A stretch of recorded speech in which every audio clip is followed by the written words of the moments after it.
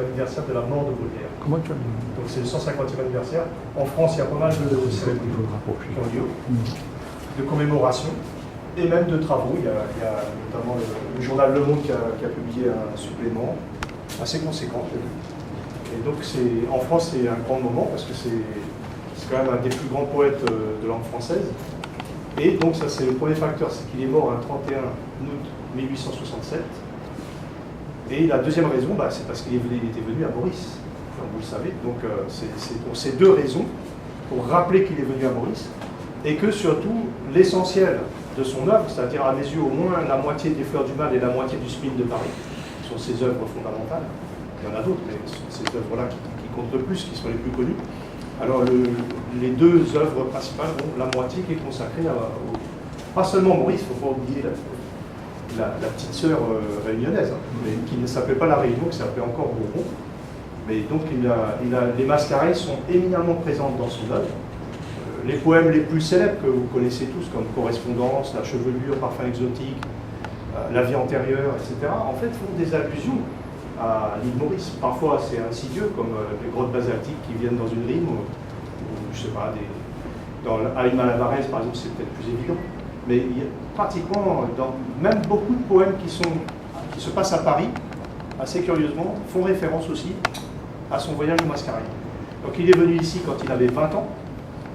Alors essayez de vous imaginer, parce que pour venir ici, il lui a fallu, il est parti en juin 1841, et il est arrivé le 1er septembre. Donc ça lui fait, le 1er juin je crois qu'il est parti, il avait déjà 5 jours de diligence, ne serait-ce que 5 jours de diligence pour arriver à Bordeaux. Ça ne fonctionnait pas comme aujourd'hui. Aujourd'hui il faut juste 2 heures. Mais là, à cette époque-là, il fallait 5 jours. Donc 5 jours de diligence pour arriver à Bordeaux. Après, il est resté à Bordeaux quelques jours avant que le bateau ne parte. Et donc, il lui a fallu, grosso modo, du 6 ou 7 juin, je crois, il a fallu les 3 mois pour arriver ici le 1er septembre. Il est arrivé ici le 1er septembre 1841. Et il est venu à Maurice en premier, ce qui n'était pas prévu au programme. Alors, pourquoi est-ce que Baudelaire a voyagé ? C'est tout simplement parce que ce voyage était indispensable aux yeux de sa famille. C'était un voyage qui était censé être à la fois, alors suivant les thèses, punitif et dérivatif. Je le vois plus dérivatif que punitif, parce que pour venir à Maurice, quand même, ayant été moi-même à Maurice, je vois ça un peu plus guilleret que de l'imaginer ses parents. Mais bon, à l'époque, c'était quand même très punitif, puisque donc Baudelaire, dès sa jeunesse, en fait, a posé beaucoup de problèmes à ses parents. De leur point de vue, en tout cas. Pas forcément du bien, mais en tout cas de leur point de vue, parce que, bon, comme vous savez, Baudelaire n'a pas eu beaucoup de chance dans la vie. Son père est mort, son vrai père, son père physiologique, donc François Baudelaire, est mort quand il avait 9 ans. Donc il est mort quand Baudelaire était très jeune encore. Et donc ça a été un chagrin épouvantable. Et son père était déjà très âgé, en fait. C'est pour ça qu'il est mort, en fait, quand Baudelaire était jeune. Son père avait déjà été marié d'un précédent mariage auparavant. Donc Baudelaire avait un demi-frère qui s'appelait Alphonse Baudelaire, qui portait donc le même nom que lui, qui était plus âgé que lui, et issu du premier mariage de son vrai père. Mais donc sa mère, qui s'appelait Caroline Archambault-Dufay, qui s'était mariée avec François Baudelaire, s'est remariée ensuite avec le général Optic. Vous m'avez suivi là? C'est une famille recomposée en fait. Et en fait, son problème, en bonne partie, vient du fait du remariage de sa mère, en fait, parce que donc parfois ça se passe très bien. Et dans son cas, ça ne s'est pas très bien passé par rapport à lui, en tout cas, en ce sens qu'il n'acceptait pas vraiment le mariage de sa mère avec un général. C'était le général Optic. Alors je ne sais pas s'il y a beaucoup de généraux qui aiment la poésie, ça doit exister. Mais il y a quand même... je ne connais pas de généraux poètes, hein, donc corrigez-moi tout de suite si vous en connaissez, parce que j'étais très heureux d'apprendre qu'il y a un général qui a été un grand poète. Moi, je n'en connais pas. Donc, en fait, il n'était quand même pas du tout porté sur... l'idée que Baudelaire puisse être poète, quoi. Dans son esprit, il lui avait tracé un futur droit devant, diplomate ou je ne sais quoi, donc tout son programme était fait au général Optic, il n'y avait pas de problème, sauf que Baudelaire n'était pas d'accord, et pour lui la littérature c'était toute sa vie. Donc ça a été un problème, et ça n'a pas manqué de clasher, comme on dirait aujourd'hui, c'est-à-dire que le général et lui ne se sont pas du tout entendus. Ils en sont venus carrément aux mains, donc c'était assez violent. des querelles assez fortes. Et en fait aussi, du côté de Baudelaire, bon, ben, c'est vrai que Baudelaire, il avait hérité quand même de la fortune de son vrai père, qui lui est venu après le décès.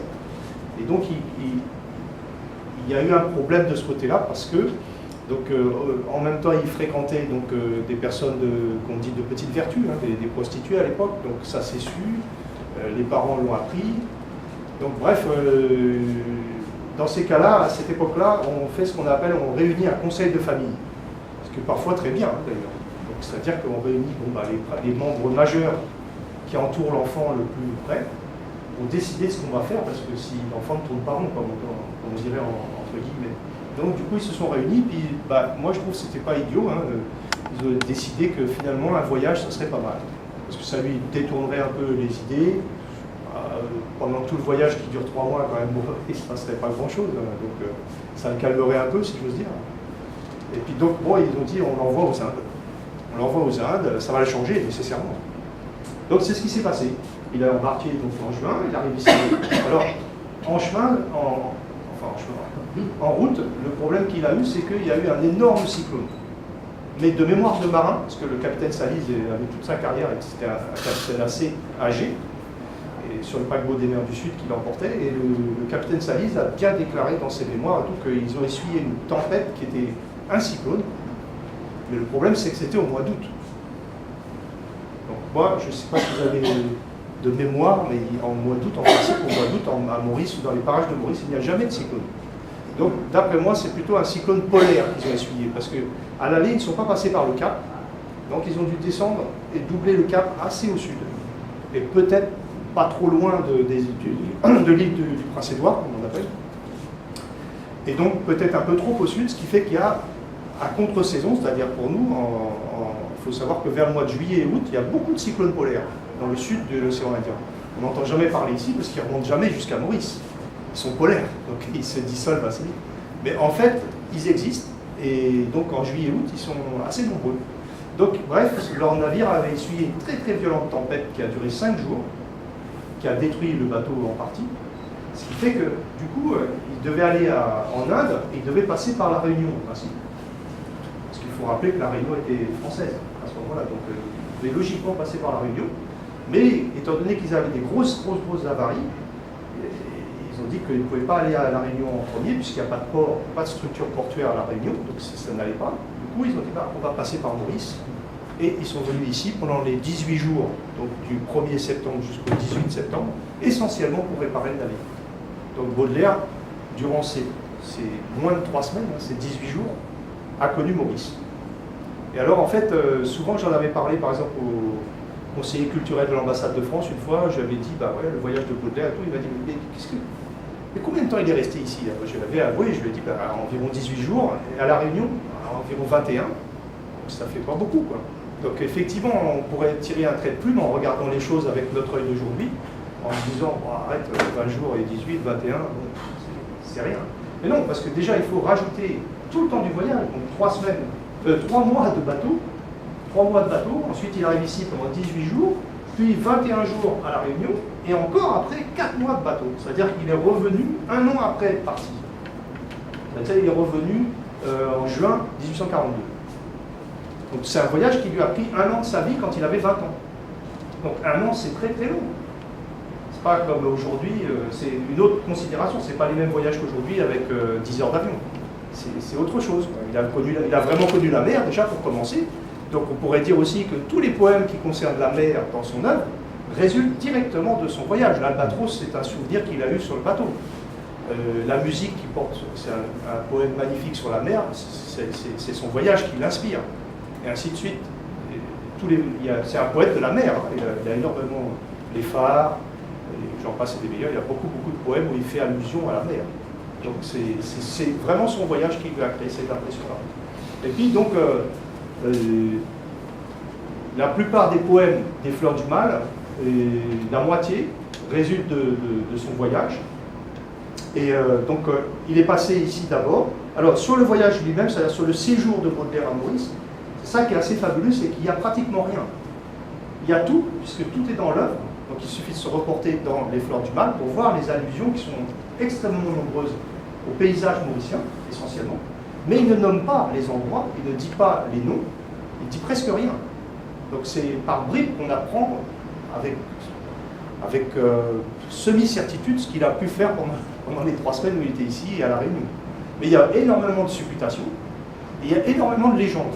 Par exemple, Hippolyte Fouque à La Réunion, alors là, c'est beaucoup plus qu'à Maurice, parce qu'à Maurice, il n'y a pas eu d'écrivain après Baudelaire qui est tissé vraiment, qui est romancé le séjour de Baudelaire ici. Donc on est assez protégé de ça, c'est-à-dire que le peu qu'on a, on sait que c'est dans l'œuvre. Il n'y a pas eu des gens dans les années 1920, par exemple, qui auraient écrit quelque chose sur Baudelaire et son voyage ici.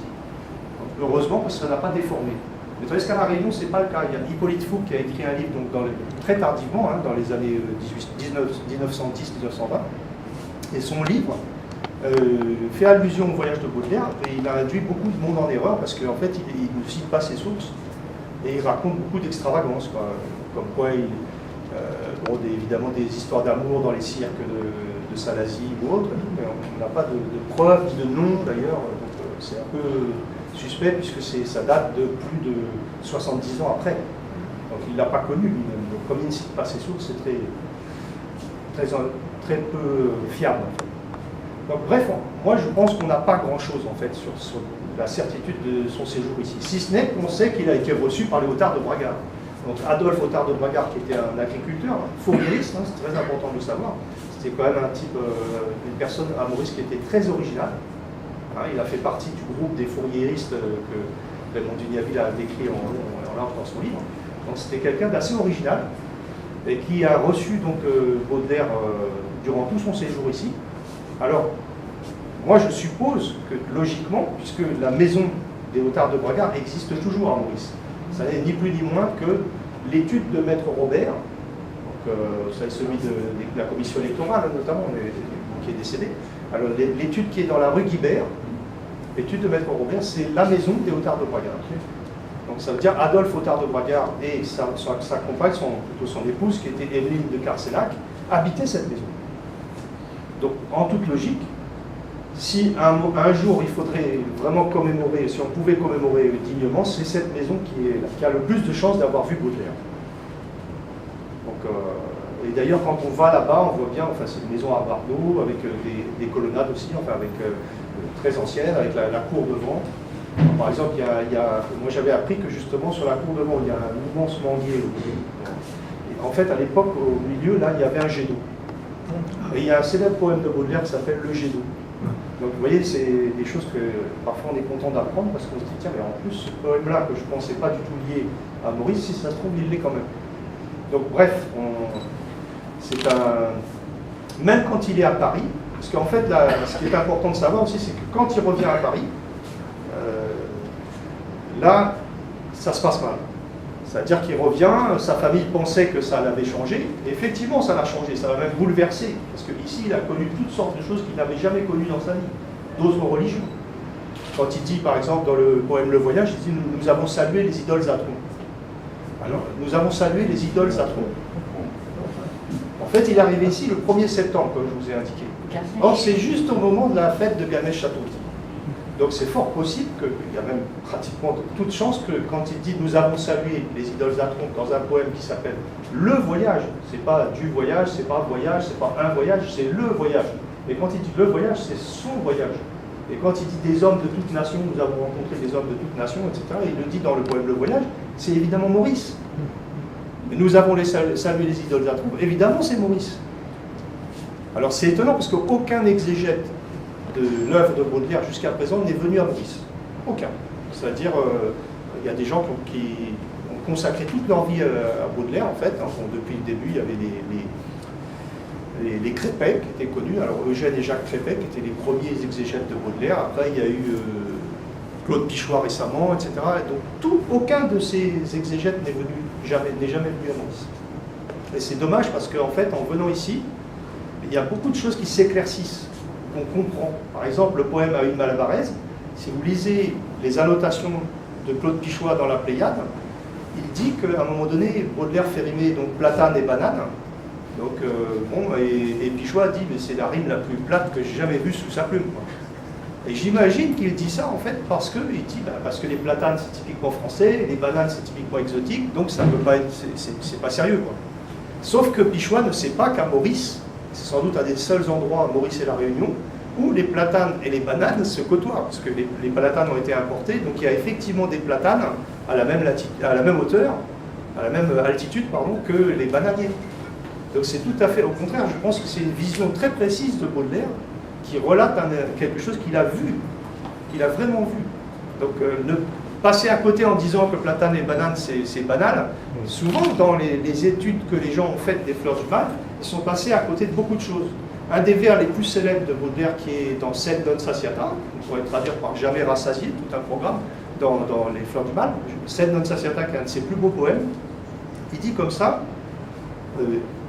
je préfère aux constances, à l'opium, aux nuits, l'élixir de ta bouche où l'amour se pavane. C'est un magnifique poème sur un baiser, quoi. Donc, 2 vers comme ça.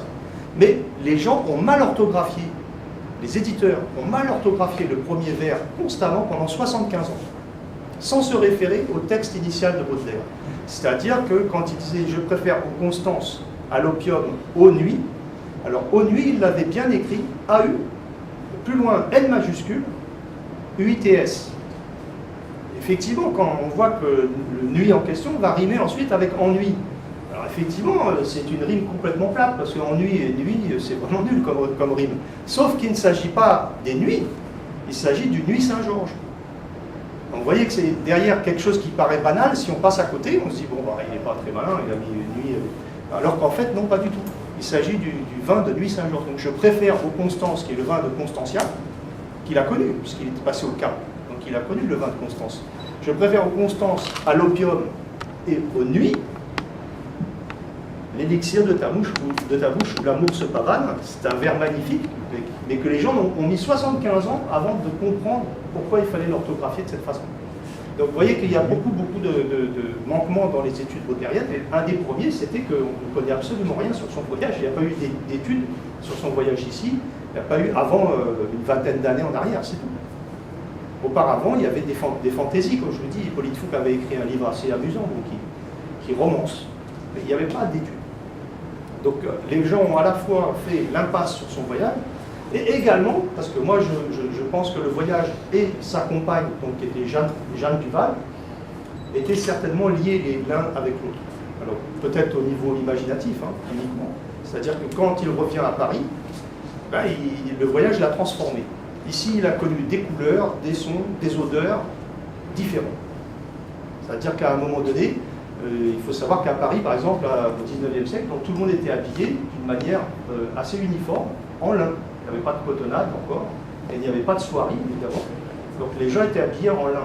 Donc ça veut dire que le lin était un matériau qui, à l'époque, là je me situe en 1850, n'était pas teint. Il n'y avait pas de teinture. Les choses étaient essentiellement grises, parfois bleu marine, un peu noir, mais il n'y avait pas d'oranger. Personne ne se baladait dans la rue avec une chemise orange, ou bien par exemple celle que j'ai là, rose, impossible. Ça n'existait même pas. Ce sont les teintures qui ont été mises en concurrence avec les teintures de l'Inde, essentiellement, l'indigo par exemple, d'autres, avec le curcuma, le safran, etc., ont teinté les choses de manière durable en Inde, on le savait. Mais en Europe, on ne le savait pas, on ne connaissait pas ces teintures. Donc quand il y a eu ce choc, quand il est arrivé ici, il a vu vraiment des gens qui ne s'habillaient pas comme lui. Évidemment, il n'avait jamais vu quelqu'un habillé en sari, par exemple, qui est une façon de s'habiller complètement différente de celle qu'il connaissait en France. Il a vu des gens qui ne marchaient pas pareil, qui n'avaient pas le même rythme de vie. Il le dit. Il a mangé des choses différentes. Quand Théodore de Bainville le décrit, l'autre poète, donc il dit que Baudelaire aimait les goûts pimentés, qu'il n'acceptait pas, quand il est rentré à Paris, il fallait, non, moi je veux du piment, mais rajouter. Donc il avait été transformé littéralement. Il y a un magnifique texte qui se trouve ici, là, juste là, qui vous illustre parfaitement son idée. Parce que ça vous montre aussi que lui, quand il est revenu, une de ses principales idées de son œuvre, c'est d'avoir considéré ce qu'on disait à l'époque comme les sauvages, comme beaucoup plus civilisés que les gens de son époque. C'est-à-dire ça, c'est vraiment l'idée centrale qui revient de manière récurrente dans son œuvre. Donc lui ne croyait absolument pas en la notion de progrès.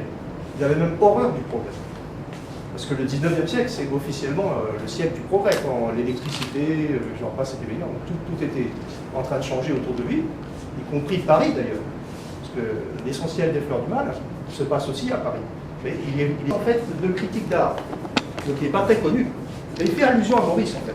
C'est un texte de critique d'art, et vous allez voir, il dit, si au lieu d'un pédagogue, je prends un homme du monde, un intelligent, et si je le transporte dans une contrée lointaine, je suis sûr que si les étonnements du débarquement sont grands, si l'accoutumance est plus ou moins longue, plus ou moins laborieuse, la sympathie sera tôt ou tard si vive, si pénétrante, qu'elle créera en lui un monde nouveau d'idées, monde qui fera partie intégrante de lui-même et qui l'accompagnera sous la forme de souvenirs jusqu'à la mort. Ces formes de bâtiments qui contrariaient d'abord son œil académique. Entre parenthèses, tout peuple est académique en jugeant les autres. Tout peuple est barbare quand il est jugé. Fin de la parenthèse. Ces végétaux, ces hommes dont les muscles ne vibrent pas suivant l'allure classique de son pays, dont la démarche n'est pas cadencée selon le rythme accoutumé, dont le regard n'est pas projeté avec le même magnétisme. Ces odeurs qui ne sont plus celles du boudoir maternel, ces fleurs mystérieuses dont la couleur profonde entre dans l'œil despotiquement, pendant que leur forme taquine le regard, ces fruits dont le goût trompe et déplace les sens, qui révèlent au palais des idées qui appartiennent à l'odorat. Tout ce monde d'harmonie nouvelle entrera lentement en lui, le pénétrera patiemment comme la vapeur d'une étuve aromatisée. Toute cette vitalité inconnue sera ajoutée à sa vitalité propre. Quelques milliers d'idées et de sensations enrichiront son dictionnaire de mortels, et même il est possible que, dépassant la mesure et transformant la justice en révolte, il fasse comme le Sicambre converti, qu'il brûle ce qu'il avait adoré et qu'il adore ce qu'il avait brûlé. Et ça résume vraiment toute sa pensée. Ça veut dire quand il revient, et là vous voyez de vous-même que ça résulte directement de son voyage. Son voyage l'a bouleversé, l'a transformé complètement.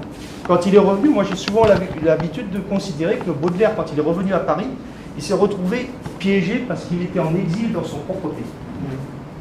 Il était en désaccord, il ne comprenait plus, parce qu'il avait rencontré, il avait eu ce choc de son voyage, qui lui a ouvert les yeux et qui lui a fait penser qu'en fait, tout ce qui était actuellement, à son époque, en bouleversement à Paris, tous ces progrès et tout ça, il a dit non, mais on se trompe de chemin.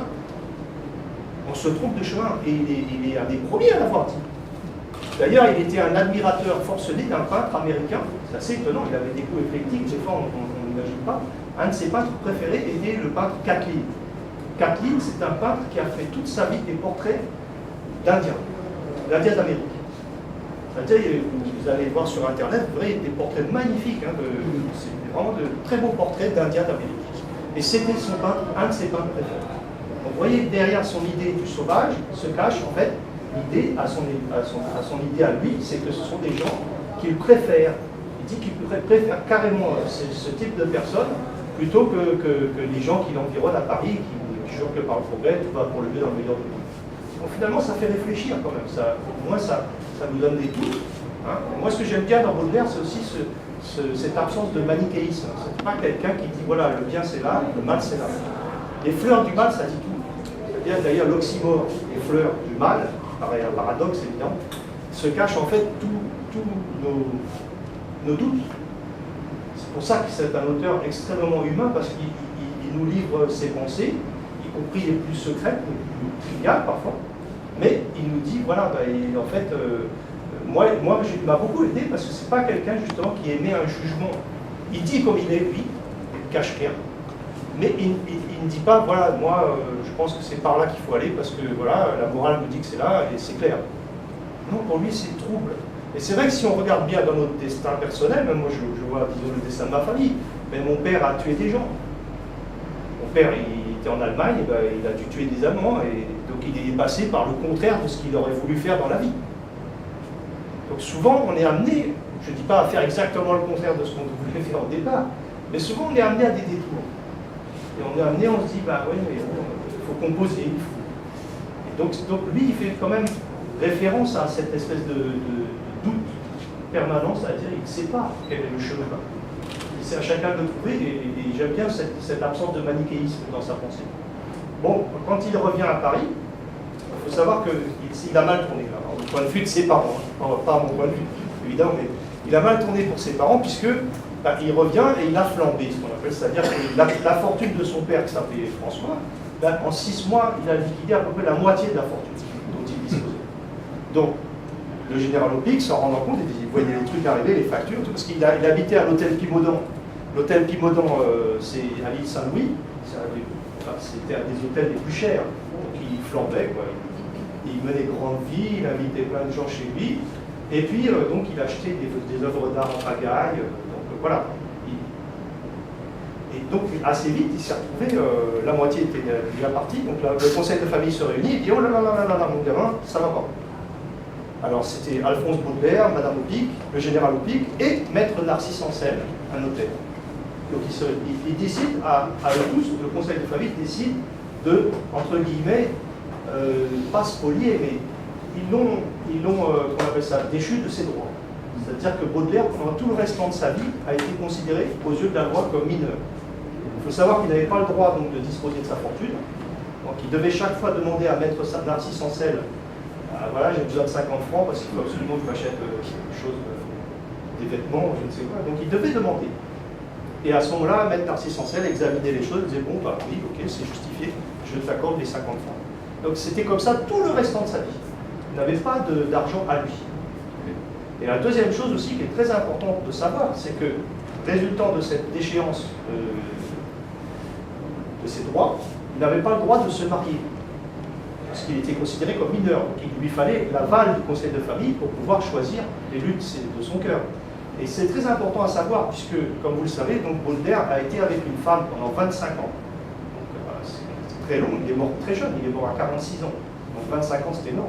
Il a été pendant 25 ans avec Jeanne Duval. Et Jeanne Duval, dans son œuvre, et surtout par exemple en 1848, il fait une fausse tentative de faux suicide. Visiblement, il a fait exprès de se rater, plus ou moins. Mais enfin bon, c'était quand même, assez inquiétant. J'avais laissé passer des choses pareilles. Donc, il avait quand même une chance pour nous, cependant, il avait fait un testament. Donc, ce testament, c'est un peu comme si c'est les derniers moments, donc il dit vraiment ce qui est important pour lui. Et il dit bien que tout ce qui pouvait résulter de royalties, de bienfaits résultant de son œuvre, devait être remis entièrement à cette femme. Et il dit ma femme. Il l'appelle dans le testament, il dit doit être remis à ma femme.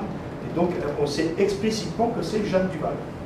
C'est très important parce qu'il lui donne le statut de sa femme. Et une autre fois aussi, il écrit à Gérard de Nerval, qui est aussi un très grand auteur du 19e, qui est un ami poète de Charles Baudelaire. Il écrit à Gérard de Nerval, il lui met un petit mot, il lui dit tu seras gentil de donner une place, parce que Gérard de Nerval avait écrit une pièce de théâtre, qui était jouée au théâtre, il donne 2 places gratuites à ma femme qui passera les prendre chez toi.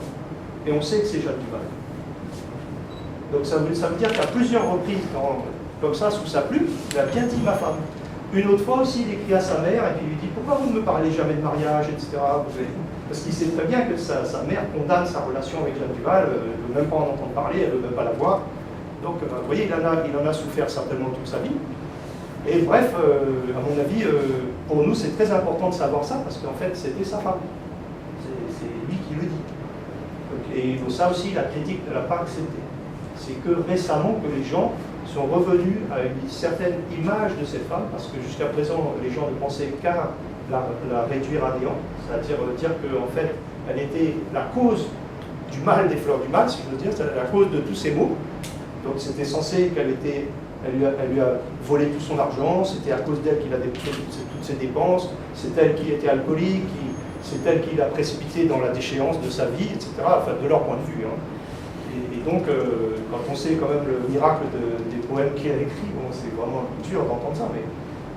Et donc on a attribué tous les problèmes de Baudelaire à cette femme. Y compris d'ailleurs ce qu'il a tué, puisque Baudelaire donc, meurt de... C'est pas la syphilis, mais c'était une maladie vénérienne, donc il meurt d'une maladie vénérienne en 1867, et donc là, pratiquement 100% des critiques ont dit bah oui, c'est cette femme qui lui a donné. Alors qu'évidemment, il n'y a aucune preuve, en fait, c'est complètement lamentable. Alors pour plaider un peu la cause de cette femme par exemple a été l'amante, la compagne même de Félix Nadar, le plus grand photographe de son époque. Félix Nadar qui était un très grand ami de Baudelaire, Eh bien, Félix Nadar était avec Jeanne Duval avant que Baudelaire ne soit avec Jeanne Duval. Donc, si quelqu'un vous dit sans arrêt que c'est une Pain-Bêche et une Bécassine, bah, ça me paraît bizarre quand même qu'une femme ait fréquenté et vraiment été la compagne de Félix Nadar, le plus grand photographe de son temps, enfin, il m'accorderait un des plus grands, et donc ensuite est passé avec Charles Baudelaire, et en plus de ça, ils sont restés amis. Alors, à mon avis, ça ne peut pas être une gourgandie, parce qu'elle a dû, pour manœuvrer à ce point-là, et qu'en plus ils demeurent amis ensuite, c'était pas n'importe qui. Elle a été actrice, donc elle a joué dans des pièces de théâtre, on le sait, et en plus de ça, elle a été représentée évidemment par Baudelaire, qui l'a croqué, qui a fait plein de croquis d'elle, qui a fait des œuvres magnifiques à l'encre de Chine. Et évidemment, elle a été peinte aussi par Édouard Manet. Il y a son portrait qui existe dans le musée à Budapest, un très très beau portrait de Jeanne Duval, qui est dans l'expo. Enfin, pas le portrait, mais la reproduction. Et puis vous avez donc son portrait aussi par Gustave Courbet dans l'immense tableau qui était au musée d'Orsay, qui s'appelle Allégorie du peintre. Donc, ça veut dire, si Courbet a peint Jeanne Duval, si Manet a peint Jeanne Duval, si Jeanne Duval a été actrice, si elle a été la compagne de Félix Nadar, ensuite celle de Baudelaire, qu'on sait même de la plume de Baudelaire, il disait que pour pouvoir écrire ses poèmes, il aimait bien la faire asseoir face à lui, pour lui faire lire les poèmes qu'il avait composés, et qui étaient en plus relatifs à elle, la plupart. Le balcon et tout ça, sont sur ton corps fauve et brun, il n'y a aucune ambiguïté. C'est le premier poète à parler de la couleur noire de la peau d'une femme. Avant, il n'y en a pratiquement pas. C'est vraiment des allusions, alors vraiment... Mais lui, non, c'est clair. Et par exemple aussi, moi je suis absolument persuadé que la condamnation du recueil des fleurs du mal résulte directement du racisme qui pouvait exister à l'époque, dans cette période-là, puisqu'on est en pleine période de l'abolition. Et Baudelaire est avec une compagne de couleur, donc Jeanne Duval. Et ça, malheureusement, on ne peut plus le prouver, puisque tous les attendus du procès des Fleurs du Mal, puisque les Fleurs du Mal ont été condamnées, donc en 1857, et le substitut du procureur qui s'appelait Ernest Pinard, ça ne va pas. Alors Ernest Pinard, quelqu'un en plus qui a été condamné alors qu'il a écrit des poèmes magnifiques sur le vin aussi. Ernest Pinard l'a condamné donc, pour outrage aux bonnes mœurs et outrage, alors outrage à la morale publique et outrage aussi. Il y avait un motif d'inculpation pour outrage à la morale religieuse, mais il n'a pas été retenu. C'est important de le savoir. Ce Baudelaire, il y a beaucoup de gens qui l'ont vu au contraire comme un poète très chrétien. C'est un poète, dans les Fleurs du Mal, vous verrez par exemple que ses références sociales sont essentiellement avec des gens déchus, des alcooliques, des chiffonniers, des vieilles. Il y a des poèmes comme ça qui disent des vieilles. Donc il s'attache à montrer des gens qui sont perdus, quoi, et que la société a rejeté. Un peu comme ce que la mère rejette quand elle arrive avec la marée. Ben voilà, c'est ça. Le rebut de son époque, c'est qu'il décide, lui, de s'y intéresser. Et il est seul à le faire. C'est pas, les autres n'écrivent pas sur ce sujet-là. Victor Hugo, bien sûr, est aussi sur le côté social et tout, mais il ne centre pas vraiment sur cet aspect-là, sur des gens qui vraiment ont tout perdu. Zola. Pardon? Zola. Oui, Zola, mais Zola... Zola plus tard. Oui, déjà c'est beaucoup plus tard, hein. C'est vrai, c'est le début du XXe siècle. Mais c'est important à savoir qu'il s'est intéressé à ça, parce qu'il y a des aspects, à mon avis, éminemment chrétiens qui sont derrière, en fait, en sous-jacent, qu'on retrouve, puisqu'il y a plein de références chrétiennes dans ses œuvres, et notamment dans les litanies de Satan, des poèmes comme ça qui font référence au christianisme explicitement. Donc voilà, qu'est-ce que j'ai oublié? Il était clair. Ah oui, bah ça sur ça. Oui, bah, par exemple, voilà un beau sujet aussi, parce qu'il y a des choses que les gens ne disent jamais. Si je vous demande quelle est votre langue maternelle, vous dites en général, bah, moi par exemple, ma mère m'a parlé en français, donc pour moi ça ne fait aucune ambiguïté, ma langue maternelle est le français. Par exemple, ma femme, je sais que sa langue maternelle était le créole. Donc il y a d'autres gens, et peut-être dans la salle, dont la langue maternelle est l'anglais. Donc tout est clair dans notre esprit. Et pour Baudelaire, c'est beaucoup plus complexe. Pour la bonne et simple raison que sa mère, Caroline Archambault-Dufay, était née à Londres. Donc elle est née à Londres, donc elle est restée toute son enfance à Londres. Donc ce qui fait, quand vous dites quelle est la langue maternelle de Baudelaire, évidemment c'est le français. Parce que bon, il est né en France, il est né à Paris, et donc évidemment il est entouré de francophones, et ça ne fait pas l'ombre d'un doute que le français est sa langue. Le latin aussi, hein, je n'oublie pas qu'il a été premier au concours général en version latine. c'est pas un gringalet au niveau scolaire. Les gens aussi, il est peut-être provocateur, mais c'est quelqu'un de redoutablement intelligent. Il a été premier au concours général sur toute la France en version latine. Il est très jeune, à l'âge de 17 ans. Donc c'est quelqu'un qui connaissait les langues. Mais si vous voulez dire quelle est la langue maternelle de Baudelaire, ben oui, sa mère certainement lui a parlé en français. Mais il n'empêche que la langue maternelle de Caroline Archambault-Dufay, en fait, était l'anglais.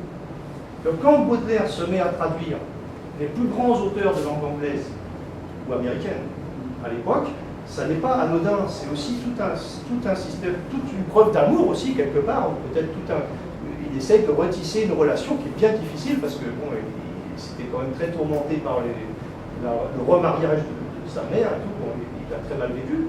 Donc je pense que quand il fait cette traduction-là, je ne vais pas faire de la psychanalyse de bas étage, mais au contraire, je pense qu'avec des mots tout simples, je pense qu'il est en train enfin, c'est une relation avec sa mère qui est assez touchante et qui continue à travers son travail d'écriture. Donc voilà, et il faut savoir aussi d'ailleurs que Baudelaire est célèbre à cause des auteurs anglais. Parce qu'en France, il faut attendre grosso modo 1800. Bon, déjà, les premiers poètes comme Arthur Rimbaud, Mallarmé, Verlaine évidemment, enfin, tous ces poètes de la génération après Baudelaire l'ont reconnu immédiatement. Mais c'était un tout petit Cérami.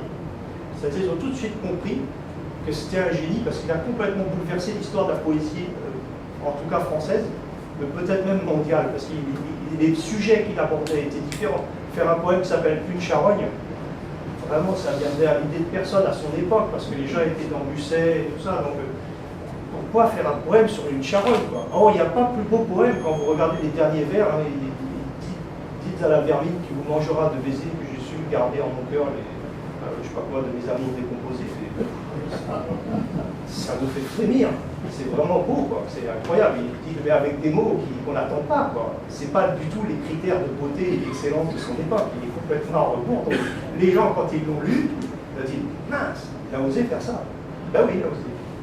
Et du coup, quand il avait traduit les Anglais, parce qu'il a traduit Swinburne, il a traduit Longfellow, il a traduit Edgar Poe, évidemment, hein, l'américain, il a traduit Thomas Hood, des poèmes magnifiques.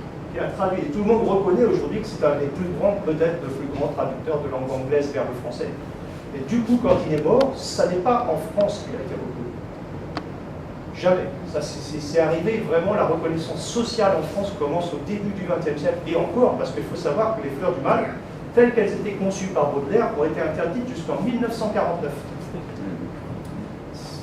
C'est très récemment qu'on a autorisé donc à republier les Fleurs du Mal telles que Baudelaire les avait conçues, c'est-à-dire avec les 7 poèmes qui avaient été interdits. Ils sont parmi les plus magnifiques. Donc c'est quand même quelque chose d'assez énorme hein, quand vous voyez. Donc la France n'a pas aimé Baudelaire, n'a pas dit que c'était un grand poète. C'est seulement à partir des surréalistes et tout que là, ça commence à déborder. Les gens disent mais non, évidemment c'est un grand poète. Mais c'est en Angleterre, tout de suite, dès qu'il est mort, alors il y a tout de suite des lettres de Swinburne, des lettres de Longfellow, des poètes de l'époque qui disent non, vous venez de perdre un des plus grands écrivains de langue française. Les gens ont mis longtemps à réaliser. Si vous prenez par exemple même Jules Vallès, le jour de son décès, il écrit, pourtant Jules Vallès qui passe pour un auteur socialiste, un auteur de gauche et tout, enfin, comme l'insurgé, comment s'appellent ces livres, et Jules Vallès écrit « Il aurait mieux fait que s'en tenir aux blondes ». Il écrit noir sur blanc, je vous jure, c'est noir sur blanc dans le Gaulois, le journal s'appelle le Gaulois, ça ne s'invente pas, il écrit ça noir sur blanc. Ce qui veut dire que la condamnation des Fleurs du Mal, à mon avis, il y avait beaucoup plus de son attitude personnelle et de ses choix existentiels, notamment d'avoir côtoyé pendant 25 ans sans se cacher, tout à fait ouvertement cette femme, Jeanne Duval. Donc je pense qu'au contraire, c'était au cœur de ce refus, de ce rejet. Et c'est quelque chose d'important à savoir, parce que malheureusement, tous les attendus du procès ont brûlé, ils étaient dans l'hôtel de ville de Paris, qui a entièrement brûlé durant la Commune en 1871. Donc tous les attendus du procès, on ne sait pas pourquoi il a été condamné. Parce qu'on ne sait pas les raisons. On sait qu'il a été condamné, ça, il n'y a aucun doute, mais on ne connaît pas le détail des plaidoiries, le détail des accusations, et donc c'est un peu dommage.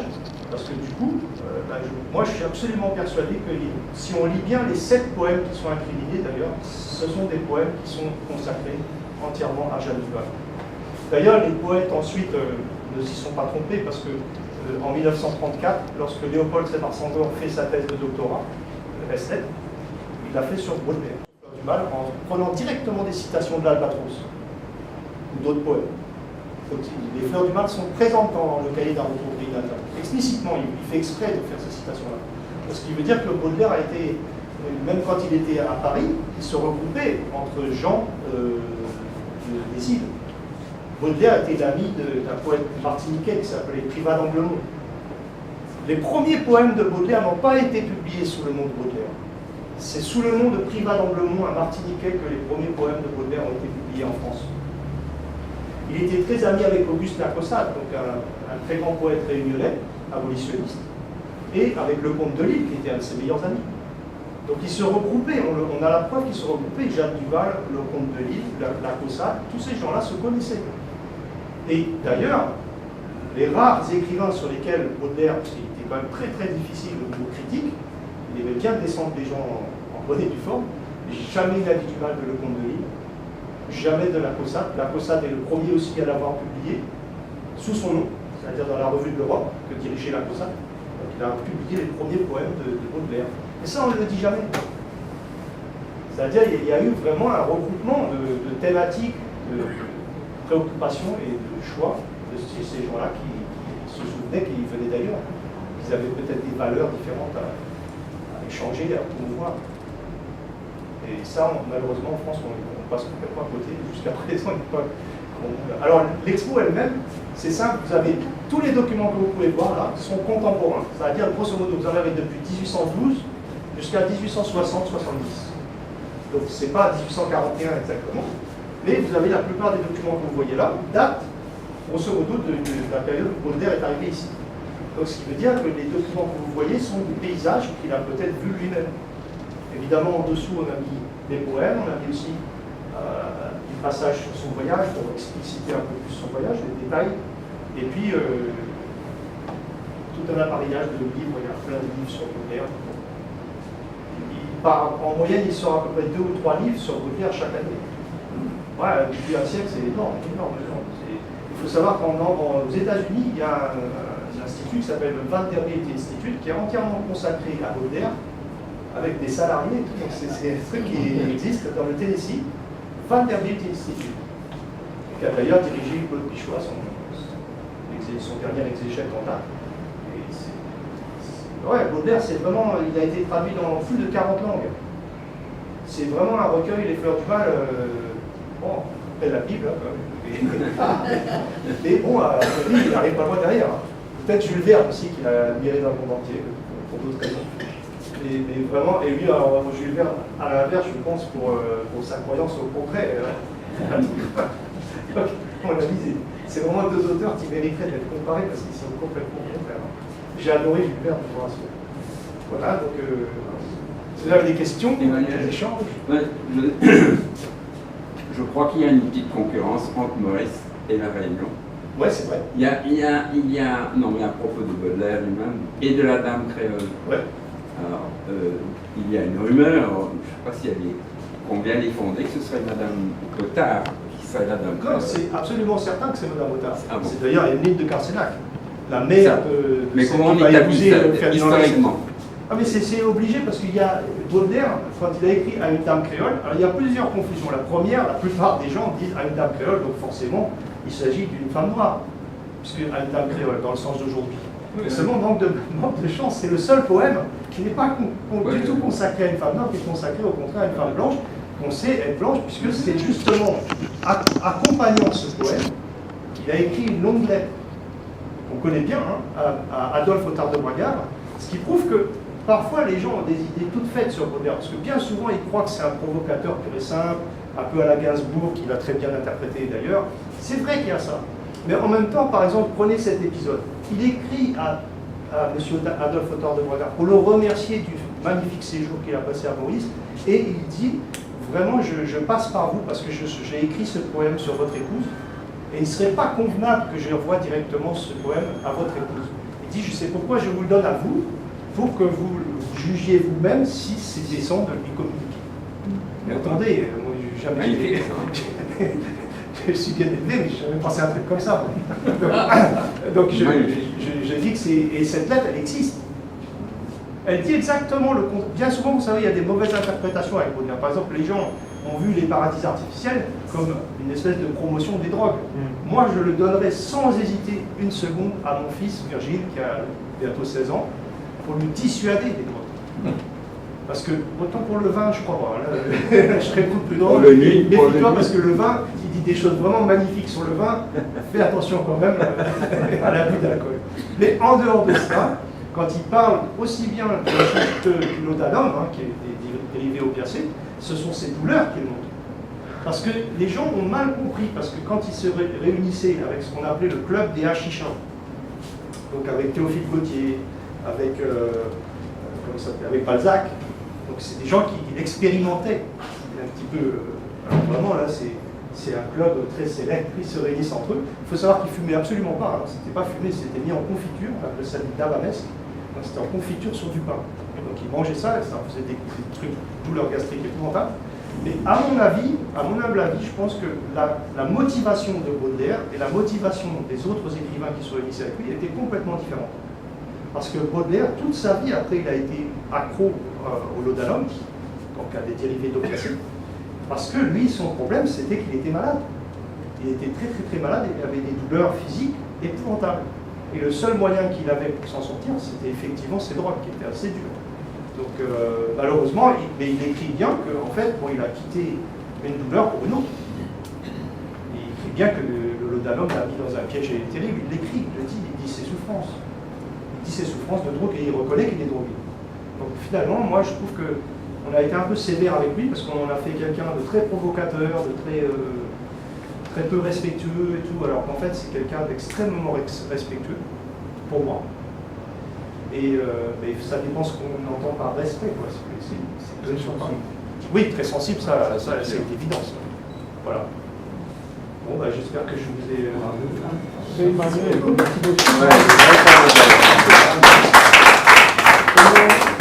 transmis ma passion pour Baudelaire qui dure depuis maintenant... Il faut savoir, un des premiers mots, pas le premier exactement, parce que je crois qu'elle a quand même dit maman avant, mais ma fille, un de ses premiers mots, c'était Baudelaire. Je me suis posé beaucoup de questions, parce qu'à l'époque, j'ai écrit 3 livres sur Baudelaire, maintenant le 4e va sortir dans un mois. Alors, au nom du comité et au nom de la société, on te remercie beaucoup pour cet exposé-là. Ouais. Et tu nous as fait découvrir des aspects bien mauriciens de Baudelaire, on n'était pas au courant. Alors, nous allons faire au moins aussi qu'on a acheté une caméra. Ceci afin de pouvoir faire les membres qui ne peuvent pas assister à nos réunions, de profiter de ça parce qu'on va mettre ces films-là sur notre site web. C'est bête de faire une causerie, vous avez un petit comité qui est là et tout le reste des membres ne peuvent pas profiter. Ah ben, voilà. On peut faire des copies papier, mais c'est pas, ça n'a pas la même saveur. Oui, c'est pas pareil. Ben non, au contraire, c'est moi qui vous remercie. J'espère que je n'ai pas été trop prolixe. Pour utiliser un mot baudelairien. Au contraire, maintenant on veut en savoir plus. Mais Emmanuel, comment la connexion Baudelaire-Otard de Braga se fait à Maurice? C'est quoi, plus un hasard ou... Ça c'est un peu un mystère, hein, parce qu'effectivement quand il est arrivé, je pense que c'est le capitaine Salise qui devait connaître Otard de Braga. Okay. Parce qu'il ne devait pas venir à Maurice. Donc il n'est pas possible qu'ils aient prévu. Mais le capitaine Salise, lui, c'était un vieux loup de mer, hein, oui. donc il était âgé déjà, et puis il avait énormément navigué, donc il connaissait Maurice comme sa poche. Ouais. Moi, je pense que c'est le capitaine Salise qui l'a présenté à la famille Otard de Braga. Ah, oui. Et en plus de ça, je vous dis, Adolphe Otard de Braga, c'est quelqu'un d'extrêmement novateur. Hein, au niveau, il a inventé des choses dans la canne, des choses nouvelles. C'est dans le bicentenaire, le livre du 150aire de la Société Royale, donc du centenaire, en 1929. Le livre du centenaire, il y a des choses sur Otard de Braga qui montrent qu'il était novateur au niveau technique et au niveau social aussi, parce qu'il était fourriériste. Il fait partie du groupe que décrit donc Raymond Dugnaville, l'historien, vous connaissez tous et toutes et tous. Et donc il est vraiment quelqu'un d'original, de très original. Et je soupçonne aussi, parce que c'est un aspect qui n'est pas assez connu aussi, vous savez qu'à Maurice, donc, il y a l'église de la Nouvelle Jérusalem Céleste, donc, qui est la représentante du groupe de Swedenborgiens. On a entendu parler, quoi. Il y a certaines familles donc, qui sont Swedenborgiennes à Maurice. Et Otard de Braga était Swedenborgien. Donc je ne sais pas à quel moment exactement, parce que c'est un Australien qui s'appelait Poole, P-O-O-L-E, qui est venu d'Australie et qui a importé le Swedenborgisme, entre guillemets, à Maurice. Ok. Donc ça aussi c'est un aspect, parce que la plupart des gens disent bah, il avait lu Swedenborg, c'est pour ça que Baudelaire a écrit Correspondance et tout, parce qu'il avait lu Swedenborg. Alors ouais, mais moi je ne crois pas. Je pense que c'est justement quand il était venu ici à Maurice qu'il a rencontré Adolphe Otard de Braga, qui était fourriériste et Swedenborgien, quelqu'un de très original. Je pense que c'est là qu'il a eu peut-être, pourquoi pas, je n'ai pas de preuve malheureusement, mais peut-être qu'il c'est à l'occasion de son voyage, une fois de plus, qu'il a pris connaissance des théories swedenborgiennes, qui étaient nouvelles, hein, qui étaient actuelles. Et Maurice était encore très nouveau. C'est étonnant de voir qu'en 1841, vous aviez des fourriéristes à Maurice, des swedenborgiens, mais attendez, c'était quand même à 10 000 km de l'Europe, donc c'est bizarre. Enfin, plus que 10 000 km, parce qu'on n'y allait pas directement. Hein.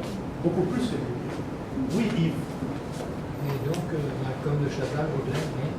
Si, au contraire. Malcolm de Chazal aimait beaucoup Baudelaire. Il le cite plusieurs fois. Dans Sens plastique, il le cite. Et donc, on sait bien qu'il connaissait parfaitement Baudelaire. Il se reconnaissait dans une sorte de filiation, bien sûr. Et d'ailleurs, quand tu lis vraiment Malcolm de Chazal, il y a un état d'esprit, justement cette provocation aussi qui est présente dans Malcolm de Chazal. Il ne faut jamais oublier. C'est comme ce sont des gens quand même extrêmement, pour les gens de leur époque, ce sont des gens très loufoques.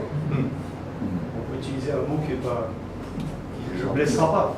Mais c'est vrai qu'ils sont originaux, ils étonnent, bon, comme le Chazal, c'est un être exceptionnel. Donc je pense qu'il se référait à Baudelaire énormément. Et Malcolm de Chazal était Swedenborgien. Ça fait voir. Voilà. Merci. Merci.